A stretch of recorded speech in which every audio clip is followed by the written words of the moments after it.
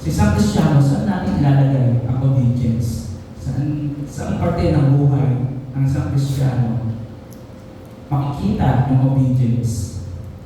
So, bago tayo simula, tayo po muna yung mga manalangin. Let's pray. Lord God, kami po yung nagpo-pray po. Salamat sa kabila ng sulit na panahon ay inais nyo na magtipon-tipon kami dito sa iba sa bahay. Ikaw ang nagdako sa bawat isa ng ligtas. Ikaw ang bibigay sa amin ng kakayahan upang mag-fellowship sa baing at spiritual at kami. Tuloy namin dalangin sa mga oras na ito na tuloy kami mag-ingatan ng Panginoon ng Espiritu, hawakan ng mga puso at isip ng bawat isa. Sa kaya maging handa kami sa kinig na yung mga salita. Huwag kong hayaan yung mga sunod na panahon ng maging handa. Alisin mo po yung maging sagabal pang buo namin maunawaan ng mga salita. Ito pong ang isang dalangin sa pangalan ng Panginoon Jesus. Amen. Power to obey. Sa isang Kristiyano, especially kapag naniniwala tayo that we are saved by grace alone, saan parte ng mabuhay natin may ilalagay ang pagsunod? Sinasabi na we're not living under the law anymore. Hindi na tayo namumuhay ayon sa kautusan, tapos sa biyaya na. So saan natin ilalagay yung pagsunod? Especially kung ang kaligtasan natin ay hindi nakadepende sa pagsunod ng kautusan. Hindi nyo ba natatanong yan? Hindi nyo ba naiisip? This time, I want us to evaluate our Christian lives. Kamusta ba yung mga Christian lives natin? Paano ba tayo nabubuhay? Ang problema ngayon sa mga Kristiyano, we rarely, parang bihira natin, tanongin yung mga sarili-sarili natin. Napakabihira natin alamin kung ano ba yung estado ng pananampalataya natin. Well, in fact, napaka-importante niyan, di ba? Examine your faith, evaluate your faith. We are encouraged to always check our lives. We are encouraged to always ask ourselves, ano ba ang lagay ng mga buhay natin ngayon? But, ang problema ngayon, are we living a life, although mga Kristiyano tayo, although mga ligtas tayo, living a life wherein we're doing what we want? Hindi nyo ba naiisip na sa buhay ngayon, Kristiyano ka, but still, nagagawa pa rin natin yung mga gusto natin, tama ba?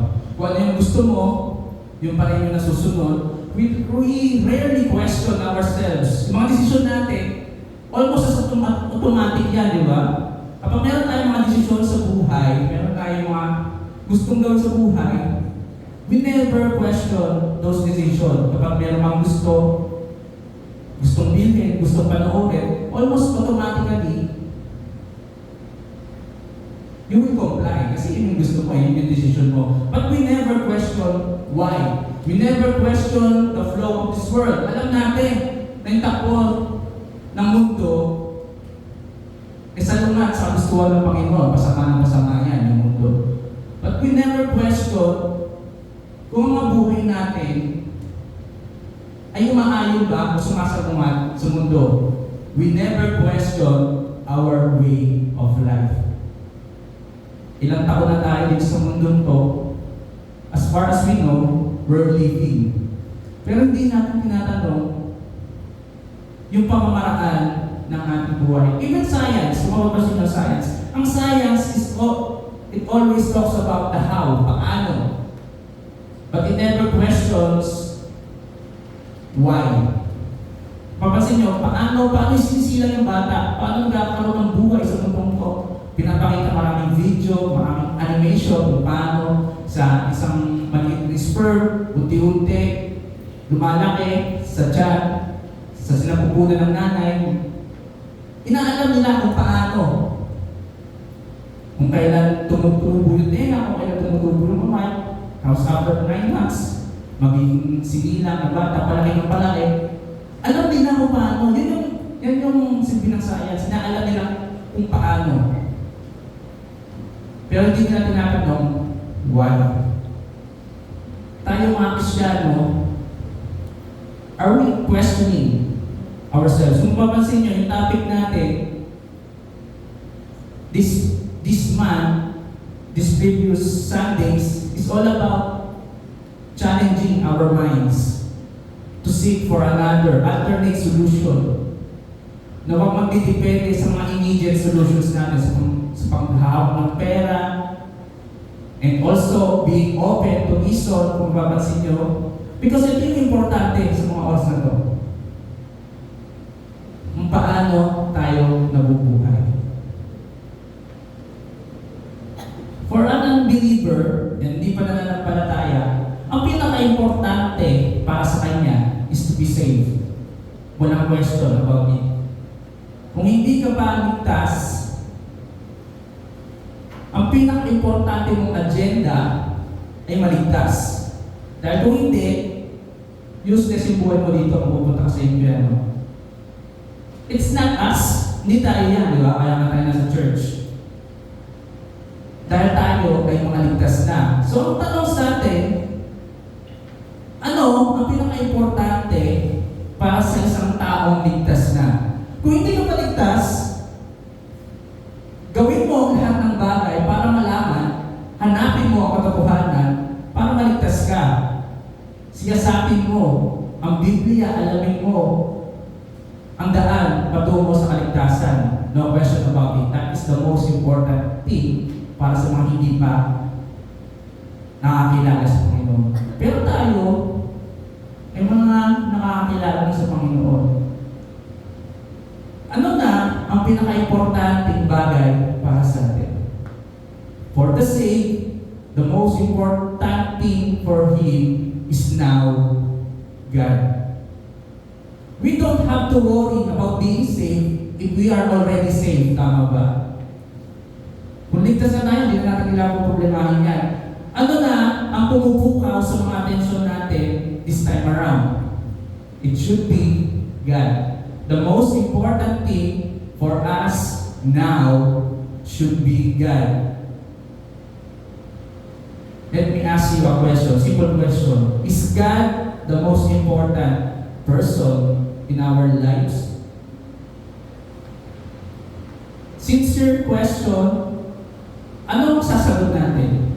Kasi very rarely, ang nangyayari sa mundo natin ngayon, yan, Kristiyano ka, but still, we're still hung up on being saved. Na parang hindi na tayo lumalago. Ang mentality natin, okay lang, ligtas naman ako. Okay lang, ligtas naman ako. Who cares about this? Who cares about that? Ano yung will ng Panginoon? I don't care. Ang importante, ligtas ako. Pero now that you are saved, it's part of growing up. Dapat makita unti-unti sa atin that the most important thing for us right now should be God. Paano natin masasabi na ang Diyos ang pinaka-importante sa mga buhay natin? How? Madali sabihin na, yes, si Lord ang pinaka-importante sa akin. I don't need anything, si Lord lang. Madali sabihin, pero ano ba yung pinapakita ng buhay natin? Nagtatrabaho tayo 5 times. Isa lang sa Panginoon, Sunday. I don't think that's the definition of being God, the most important thing in our lives. Hindi. Hindi naman doon nasusukat. Well, that's your opinion, that's your basis. Fine. Sa oras. Kung ang Diyos ang pinaka-importante sa buhay natin, siya ba yung binibigyan natin ng pinakamalaking oras? Mukhang hindi rin. Well, fine. Kung gano'n naman, hindi naman.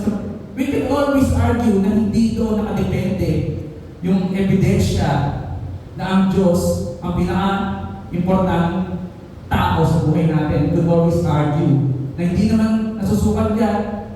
Hindi naman nasusukat sa pera, hindi naman nasusukat sa oras, hindi naman nasusukat sa mga ginagawa para mapakita natin na ang Diyos ang pinaka-importante bagay sa buhay natin. So, then, how? nasusukat, sabihin natin, hindi nga daw nasusukat, paano nasusukat kung gayon? Paano mo puputunayan na ang Diyos ang pinaka-importante sa buhay mo right now? Kung hindi sa pag-aaral ng time, definitely, mas malaki talaga binibigay natin time sa family, sa trabaho, sa Panginoon, devotion, or big Sunday, half day lang. Sige, hindi nga ito nasusukat. Pero ang tanong, saan nasusukat? Base sa mga pananaw natin. Saan nasusukat? Paano mo napapatunayan na ang Diyos ang pinaka-importante sa mga buhay natin? Or are we living na para ba kahapon lang tayo nailigtas? Parang kahapon lang tayo na born again. Na ang lagi nating argument, na lagi nating defense, ang importante, ligtas ako. Importante, I'm saved. Kilala ko siya. Kung ganun pa rin tayo, let me introduce to you a person na perhaps makakatulong sa atin to understand what's the meaning when we say God is the most important person in our lives. Ito, kilala natin, but at the same time, hindi rin natin kilala. Especially, piyesta bukas. August 28, tama ba? Bukas ko yung piyesta. Si Tata Agustin. Yung kilala natin yan, dahil nga piyesta bukas, but at the same time, hindi rin natin siya kilala. Sino ba si Tata Agustin? Sino ba si Saint Augustine? So maniwala kayo sa hindi, marami kayong matututunan. And this is also my prayer. Na ma-experience natin yung na-experience ni Tata Agustin or ni Saint Augustine. Nakakalungkot lang, yung mga Katoliko, sinasayaw, yung statue ng Tata Agustin, gumagawa, mga prosesyon, karakol, ewan ko kung ano yung event ngayong piyesta. In the name ni Tata Agustin, piyesta ni Tata Agustin nga, but they rarely know, or they don't even know kung ano ang buhay na tinatawag nila Tata Agustin. So this time, gusto ko, bilang mga Kristiyano, instead na mag-focus tayo sa piyesta, alamin natin yung buhay ni Saint Augustine. And I'm very sure, na makakatulong to in our battle sa Christian life. Tingnan niyo kung sinabi ni Saint Augustine, give me the grace, O Lord, to do as you command, and command me to do what you will. O Holy God, when your commands are obeyed, it is from you that we receive the power to obey them. Napakaganda. Hindi nyo ba na-appreciate yung ganda na sinabi ni Saint Augustine? Dahil sa Diyos, we are able to obey. The power to obey ay nagaganap lamang sa tulong ng Panginoon. Panginoon, tulungan mo ko, bigyan mo ko ng grace to obey what you want. Kung mapapansin nyo, yan. I think it's very obvious na si Saint Augustine is a Christian. And he believes in the sovereignty of God. Na kung hindi sa tulong ng Panginoon, wala tayong magagawa. Yan, Calvinist si Saint Augustine. Well, actually, si John Calvin, teacher niya, Saint Augustine. Ito yung sinasabi ni Agustin. Panginoon, bigyan mo ko ng kakayahan, utusan mo ko na gawin ang gusto mo. Ito ang essence, mga kapatid, of God being the most important person in our lives. Perhaps naiintindihan ni Tata Agustin yung meaning na ang Diyos ang pinaka-importante sa lahat sa kanyang buhay. Marami tayong desisyon sa buhay, marami tayong ginagawa sa mga buhay. Pagkagising natin sa umaga, bubukas tayo ng TV, manonood. We never question why. Bakit tayo manonood, di ba? Kung kakain tayo, we never question why, kung bakit tayo kakain. And kahit sa mga important decisions, inaalam natin ang gustuhan ng Panginoon, but at the same time, meron na tayong mga bias. Meron na tayong mga gustong gawin. Ang ginagawa lang natin, dinadala natin sa panalangin, Lord, tulungan mo ako sa ganito ganyan, sa promotion, sa business, etc. etc. But we rarely question, we rarely pray na Lord, utusan mo akong gawin kung ano ang gusto mo. When was the last time we asked God, Lord, ano ba ang gusto mong gawin? Yun yung gagawin ko. Bigyan mo ako ng kakayahan na gawin yung gusto mo. Madalas, especially sa mundo na ngayon, lagi natin i-encourage yung mga sarili natin na we should empower ourselves, tanggapin natin sa sarili natin, yung pain, etc. etc. Ito na yung message sa libutan ngayon. Pero hindi mali. Dahil ang tama palagi is seeking God, seeking what He wants in our lives. Alam niyo po mga kapatid, and I believe yung mga trials, temptations, importante sa buhay natin. Yung sufferings, importante yan. Sometimes it is mandated by God. Niloob talaga ng Panginoon na dumaan tayo sa trial by fire. Kaya nahihirapan tayo, nagsasuffer tayo. Pero aminin nyo, karamihan ng sufferings and pain natin ay self-induced. Pag sinabi ng self-induced, tayo rin yung mga dahilan.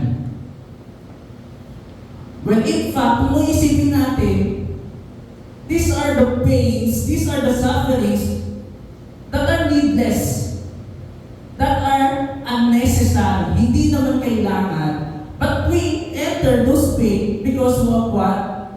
Mga sarili din nating desisyon. Na kung tama lang yung desisyon natin sa buhay, hindi na natin kailangan dumaan sa mga ganong sufferings. Kumbaga kung nakikita niyo sa Facebook, yung meron ng pambike, nagbabike siya, tapos ilagay niya ng stick yung gulong, tapos bigla siya tumaob. Nakikita niyo ba yun sa Facebook? Kasi sinasabi niya,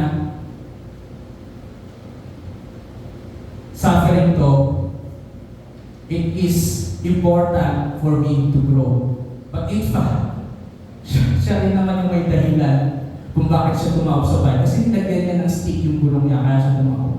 Ganun tayo most of the time. Kung papansinin niyo, halimbawa, mga simple examples, bumili ka ng bahay, bumili ka ng sasakyan, tapos nahihirapan ka maghulog, nahihirapan ka magbayad, sabihin mo, Lord, tulungan mo ako. Help me. Go. Malampasan ko yung problema sa pera. Kung isipin mo, kung hindi ka bumili ng bahay, kung hindi ka bumili ng sasakyan na hindi kaya ng pera mo, wala ka dapat ganang problema, di ba? Mga kapatid, importante yung suffering sa paglago natin.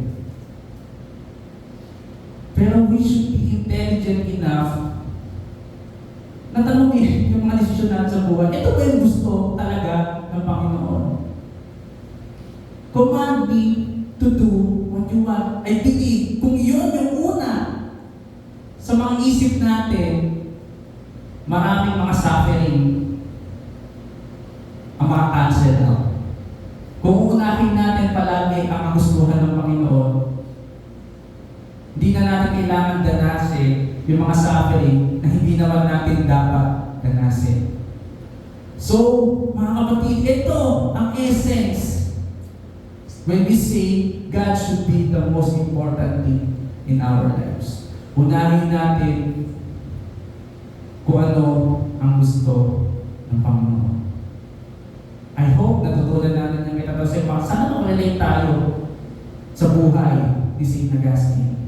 And one of the most important thing na perhaps contribution ni St. Augustine would be all about freedom.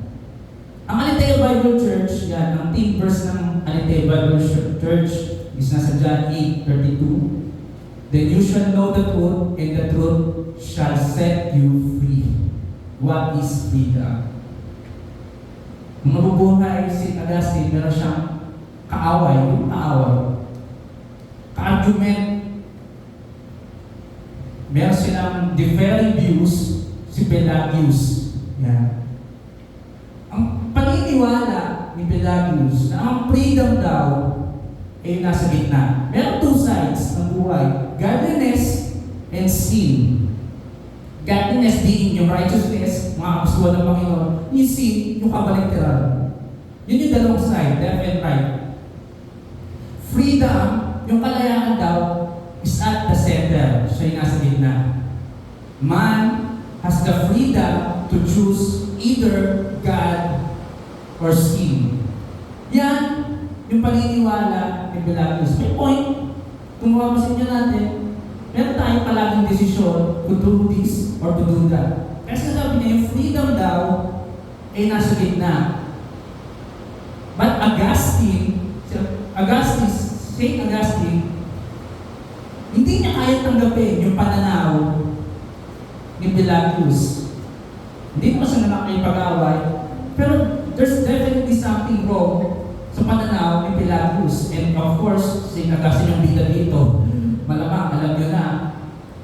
Ito ang pananaw ni Augustine. Actual freedom doesn't exist. Yung totoong kalayaan ay hindi daw nag-exist. It is either you are a slave of God or you are a slave of sin. Yan ang paniniwala ni Augustine. Siyempre, si St. Augustine pinag-uusapan natin, malamang ma-observe nyo, tama si St. Augustine. Pero bakit? Hindi ba parang mas may sense yung sinasabi ni Pelagius na ang tao, lagi nasa gitna yan. It's either you choose God or either you choose sin. Anong problema sa paniniwala ni Pelagius? Nasa tao ang kapangyarihan to decide. Ang tao is sovereign to decide to choose either God or either sin. Na hindi kayang tanggapin ng konsensya ni Augustine. Sinasabi ni Augustine na ang tao ay walang kapangyarihan. There's no such power like that. Wala tayong makayahang mag-decide. Tayo ay alipin ng kasalanan o alipin ng Panginoon.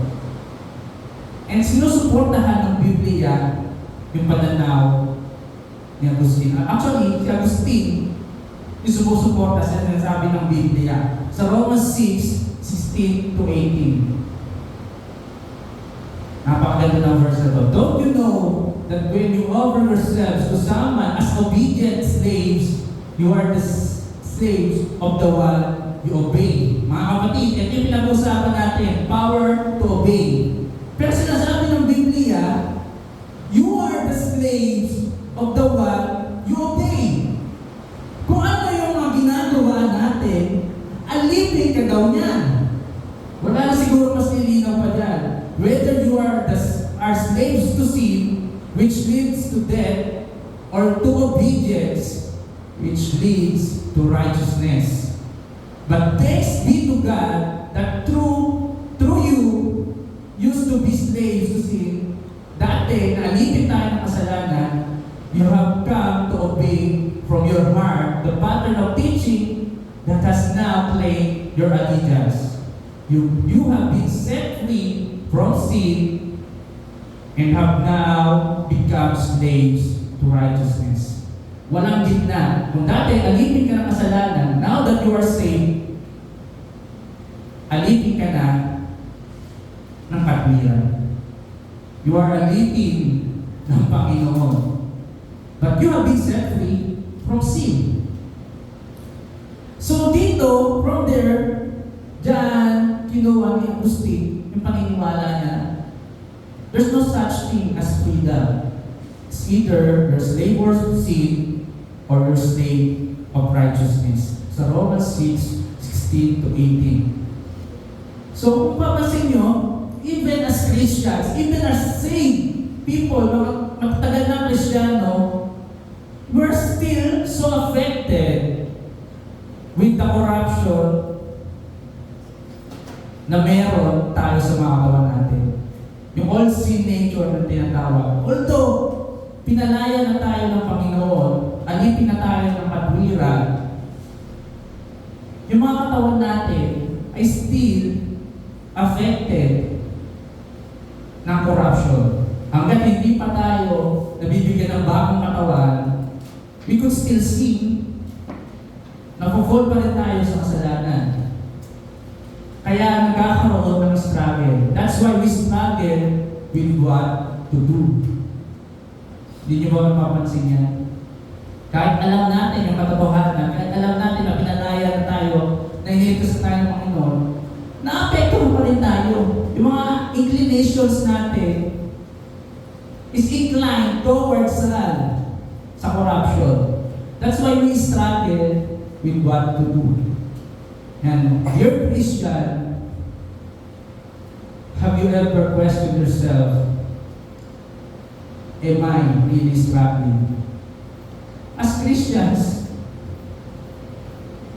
nandun yung struggle sa pag-decide kung ano yung dapat gawin. Nandun yung struggle to do the will of God. Because why? Bakit? Hindi natin kayang makasunod sa Panginoon automatically, naturally. Kailangan natin ng power to obey that comes from God. That's why there's always a struggle. Ang inclination natin palagi is to sin. Dahil corrupted pa rin yung mga katawan natin. At kung papansin mo, parang walang struggle, you live life as normal as you can. Nag-aaral ka, nakagraduate, magtatrabaho, bigita ng pera, kakapamilya, tapos mamamatay. In the midst of your life, walang struggling to decide, to ask what is the will of God, then there's definitely something wrong. So ang challenge palagi sa atin is question kahit yung pinaka-normal na desisyon natin sa mga buhay natin. Kahit pagbukas mo ng cellphone mo, bakit? Anong ginagawa to? Ito ba yung gusto ng will ng Panginoon? Pagkapos mo ng TV, bakit? Kailangan natin masanay na tanungin palagi para magkaroon ng espasyo ang Diyos sa mga buhay natin. Because kung hindi natin gagawin yun, mga kapatid, we will live a life na kaayon sa takbo ng mundo.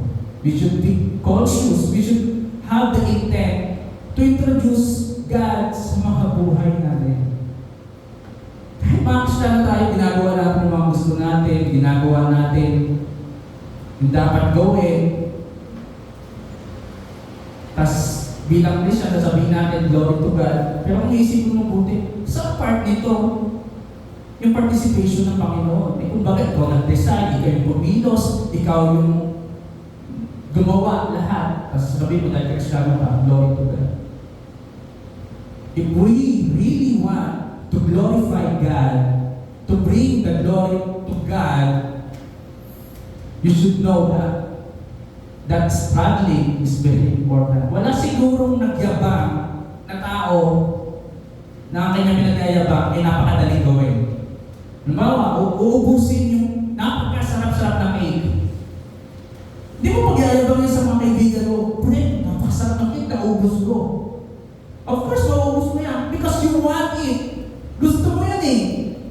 Hindi mo kailangan pagyabang yan because it's almost a natural thing to do the thing you really want. Diba? Napakadali. Sino ba namang mahihirapan umubos ng napakasarap na cake? Napakasarap na sundae, coke float. Sabi mo, "Ma, naubos ko ng coke float." Of course, masarap yan eh, matamis yan. Wala siguro mangyayabang na. Yung pinagmayabang natin, kahit mga bata tayo, "Ma, nakakain ako ng gulay, nakakaubos ako ng gulay. Bakit mo pinagyayabang yun? Mahirap gawin yun eh. Mahirap umubos ng gulay na medyo, especially kapag kapalaya, mapait, di ba? Pero, naiintindihan nyo, yung part ng struggle, if we really want to boast in Christ, if we really want to glorify God, we should understand the meaning of struggle. Struggle sa desisyon, struggle in obeying God, but still there's joy and freedom of doing the will of God. So kung gusto nyo, sa mga Broadway, if we really want to give glory to God, naintindihan dapat natin yung struggle behind those. Sa mga nagtatrabaho, if we really want to bring glory to God, naintindihan natin yung struggle sa pag-decide sa mga buhay natin, sa business. At nakita natin yung participation, yung pagkilos ng Panginoon sa buhay natin. Yun yung Christian life natin. Sa continuous spiritual battle. At battle na mahirap at kapag napagtagumpayanan natin will definitely bring glory to God. So first and foremost, yung view ni Pelagius about freedom is an illusion. Aminin natin yan, kapatid. We don't have the power to set ourselves free. Wala tayong kapangyarihan para palayahin yung mga sarili natin. Wala tayong such power to decide on the things pertaining to God. We will always choose sin. As long as merong kasalanan sa mga buhay natin, we will never choose God. We will always choose sin. Kaya dapat, napaka-importante na papalayan tayo. Because we are not sovereign. God is Diyos ang sovereign sa mga buhay natin. We don't get to choose. Diyos ang pumili sa atin. Our volition, yung free will natin, will always be enslaved by what attracts us. Papansin nyo, hindi nyo ba napapansin na pare-parehas tayo mga tao, but at the same time, iba-iba tayo ng favorite color. Yung iba attracted sa color pink, yung iba attracted sa color black, yung iba attracted sa color red. Pero kung isipin, pare-parehas tayong tao, di ba? It goes to show, meron tayong kanya-kanyang inclination. Kahit nga sa aming mga kapatid, isa kong kapatid, hindi kumakain ng karne, puro isda, puro seafood. Isa kong kapatid, puro karne naman, ayaw ng mga seafood. Pare-parehas kami, isa lang yung nanay, tatay namin, pare-parehas kami ng dugo, pero iba-iba kami ng gusto. Meron siyang kalayaan na kainin, yung isda, meron siyang kalayaan na kumain ng manok. Because that attracts him, that attracts her. Yun, yung free will natin. Meron tayong natural attraction sa mga bagay-bagay. At being corrupted, we will never be attracted to God. That's why it's very important na magkaroon tayo ng kakayahan to obey. And that only comes from God. Kung hindi dahil sa biyaya ng Panginoon, we will always be attracted to sin. Kahit compromise yung mga desisyon natin sa buhay, let's say, hinold up ka, hinihingi yung pera mo, parang wala kang choice. Kailangan mo ibigay yung cellphone mo, kailangan mo ibigay yung pera mo. Wala kang choice eh. Compromise yung volition mo, compromise yung free will mo. Well, actually, meron ka pa rin choice, di ba? Nasa iyo pa rin yung choice. Kung either ibibigay mo o hindi, tatanggapin mo yung kamatayan, tatanggapin mo yung baril sa utak mo. Nasa iyo pa rin yung choice, di ba? Ganun din sa mga buhay natin. Medyo extreme na example, pero ganun pa rin, di ba? Sa trabaho, sa business, sa pamilya, kung ano yung sasabihin mo, kung paano ka makikitungo sa tao, we always have the decision, the free will, sa kahit anong mga bagay. It just so happen na pinipili natin kung ano yung pinaka-importante for us.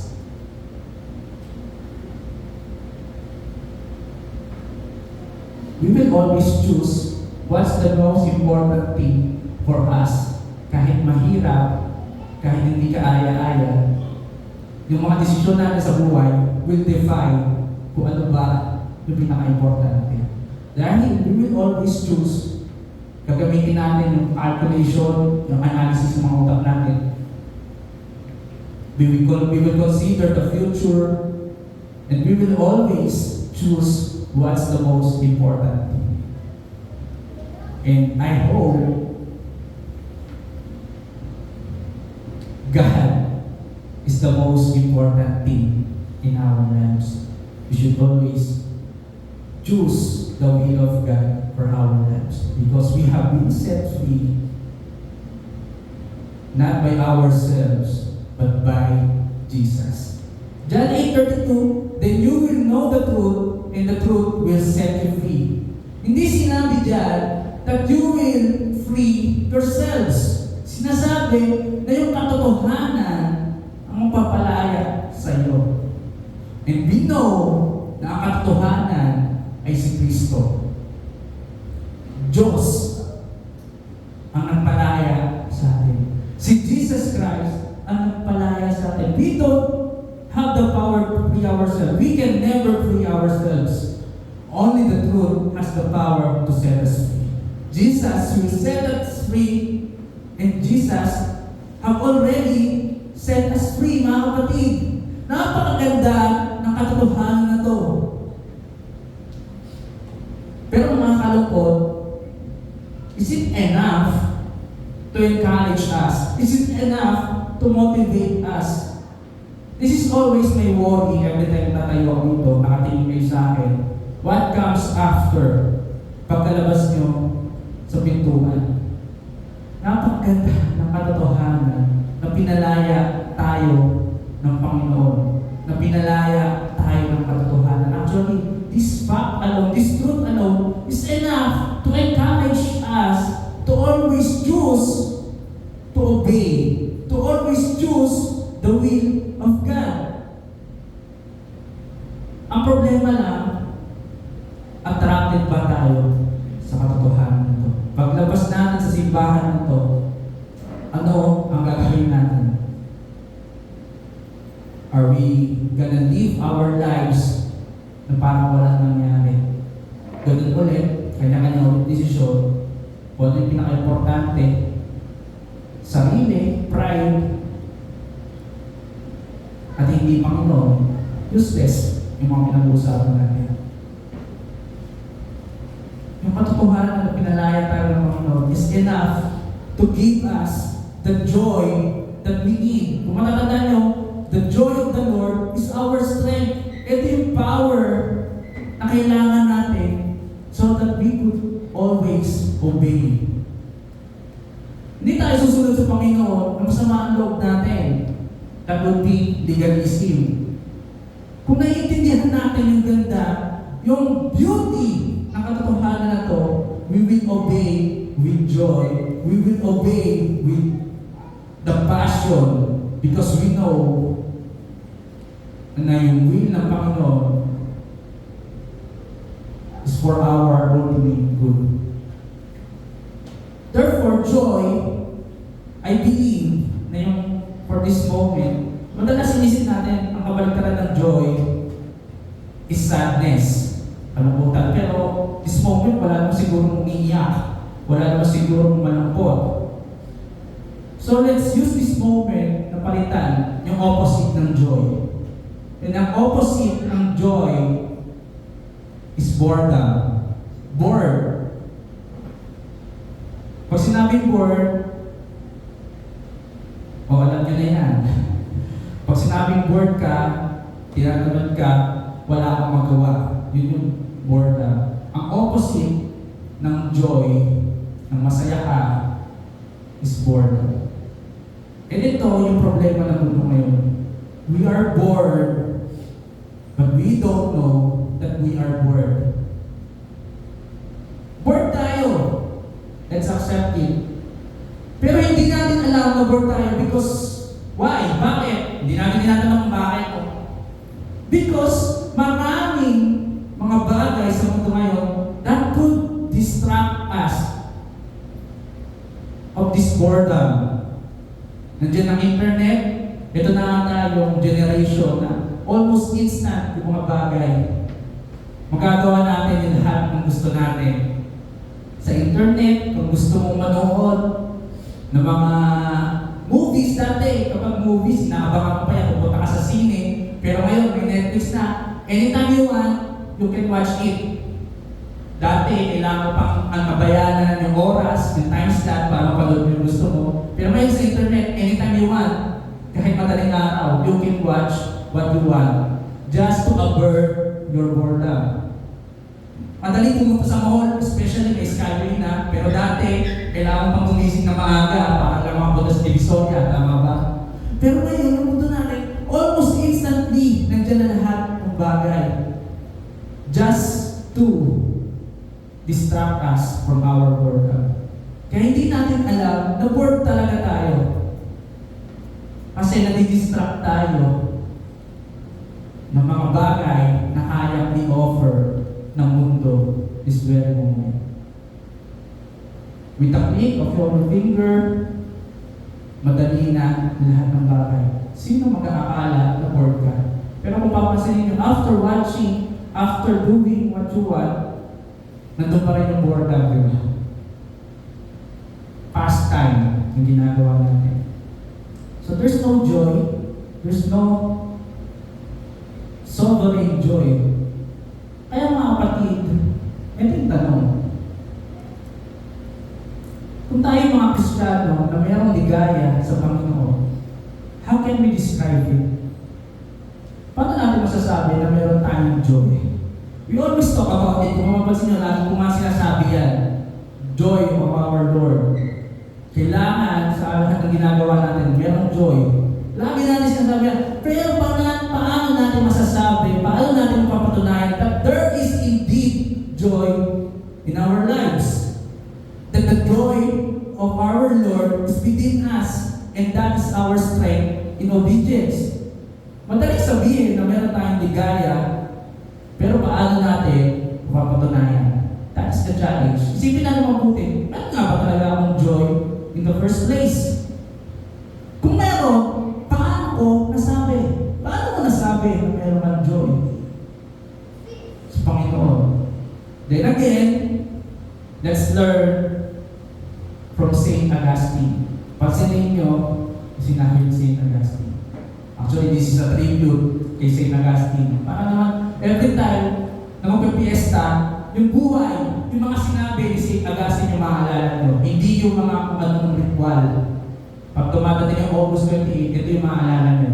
Buhay ni St. Augustine. Kung paano niya dinevote yung buong buhay niya sa Panginoon.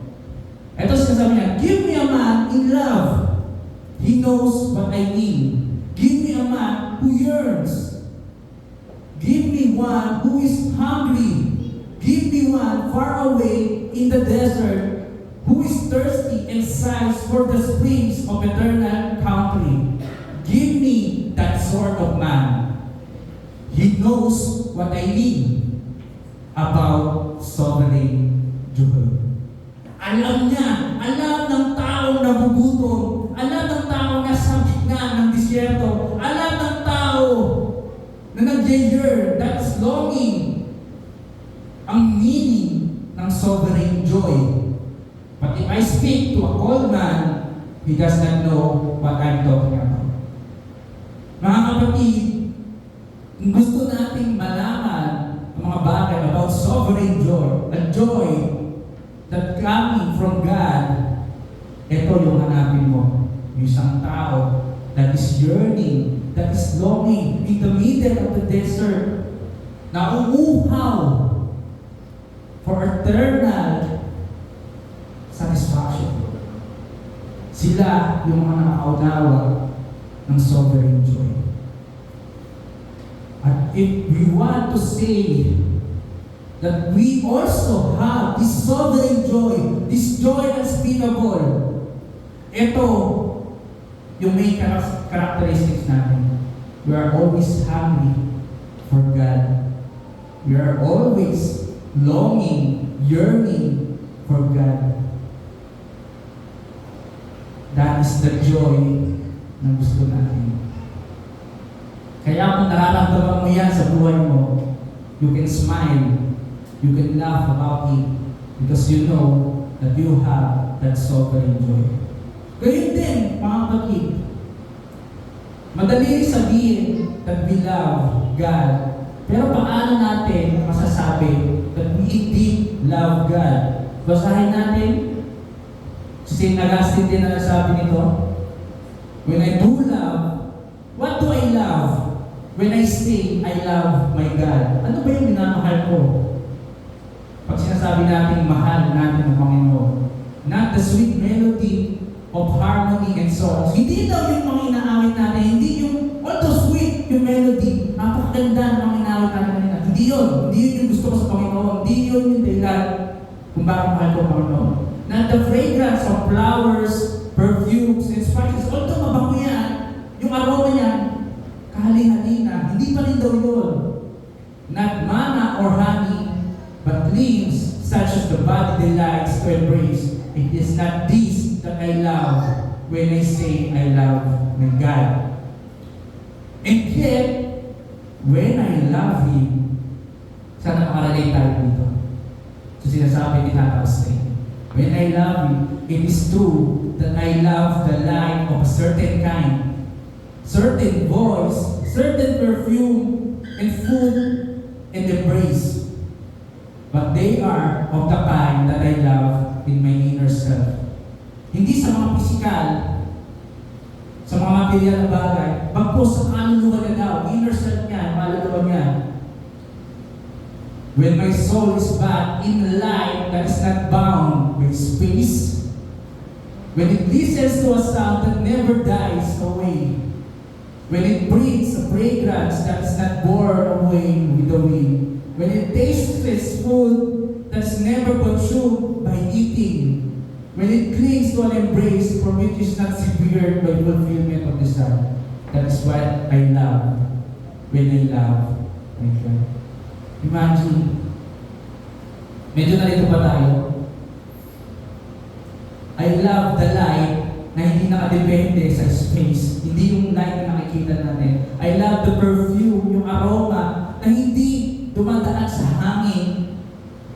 Gusto ko yung lasa ng pagkain na hindi nakukuha sa pagkain. This is the kind of love when I love my God. And this is very true. When we say we love God, hindi yan yung mga pisikal, although magaganda yan, hindi yan yung na-experience natin with our five senses. It is something spiritual. It is something that can be explained gamit yung mga limang senses natin. It is explained spiritually. Na-experience na ba natin yun? Yung nag-enjoy tayo, lasang-lasa natin yung pagkain na hindi naman natin kinain. Yun daw, yung lasa, when we say we love God. Na gutom tayo, wala naman tayong iniintay na pagkain. Guhom tayo, wala naman tayong ininom na tubig. But still, we are satisfied. And we could taste the goodness of our Lord. Hindi sa material blessing, because sa mismong essence ng Panginoon. Sana makarelate tayo kay St. Augustine. Sana masabi natin yan. John 4:15, dito tayo magtatapos. John 4 is all about the Samaritan woman. Maalala nyo, yung si Jesus Christ nasa well, humingi siya ng tubig sa Samaritan woman, pero naging baliktad. Yung woman na yung humihingi ng tubig. Ito yung sinabi ng Samaritan woman. The woman said to him, "Sir, give me this water so that I won't get thirsty and have to keep coming here to draw water. Nag-alok ang Panginoong Jesus